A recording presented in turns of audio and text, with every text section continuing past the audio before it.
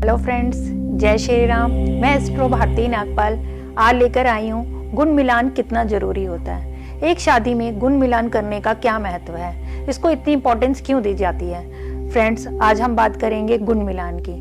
गुण मिलान के लिए बर्थ डिटेल्स का होना बहुत जरूरी है। जिन लड़का लड़की की शादी हो रही है, पहले उनका birth date, time and place ये निकाल कर हम एक कुंडली निकालते हैं जिसमें उनका नक्षत्र होता है। उनके हिसाब से दोनों के गण मिलान किए जाते हैं। गण मिलान अगर फ्रेंड 18 से लेकर 30 तक होते हैं तो वो शुभ माने जाते हैं, लेकिन अगर गुण मिलान 30 से 36 होते हैं तो उनको शुभ कहना सही नहीं होगा, क्योंकि वो मिलान जो हो जाता है सबसे ज्यादा हो जाता है और शुभ तो नहीं, वो अशुभ में ही गिने जाते हैं। लाइक कि दोनों का नेचर एक जैसा हो जाता है और दोनों एक दूसरे के लिए सेक्रीफाइस ही करने लग जाते हैं। जैसे राम सीता के, आप जानते हैं कि राम सीता के 36 के 36 गुण मिल जाते थे।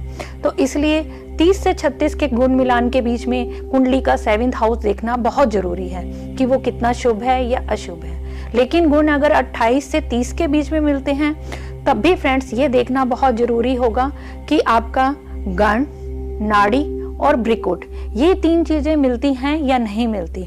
अगर आपके 18, 20, 22 ये गुण मिलते हैं और उनमें ये 3 चीजें, नाड़ी, ब्रिकुट और गण दोष, अगर ये गण तीनों मिलते हैं तो इट मीन्स कि ये शुभ है, यह विवाह हो सकता है।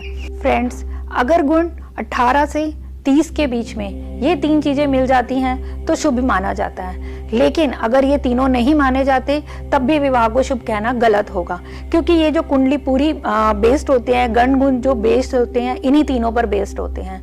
लेकिन अगर आपके जैसे 16, 17 या 18 में आपका नाड़ी मिल जाता है, ब्रिकुट मिल जाता है या गण मिल जाता है, ये बहुत ही रेयर केस में होता है। अगर ये मिल जाता है तो यह विवाह सबसे उपयुक्त होता है। तो इसमें गण दोष नहीं मानना चाहिए, क्योंकि गण दोष के लिए जो देखना जरूरी है वो मैंने आपको बता दिया। Thank you friends. आगे अगर आपको अच्छा लगे तो लाइक, शेयर एंड सब्सक्राइब करना ना भूलें और इंटरेस्टिंग टॉपिक के लिए चैनल को फॉलो करें।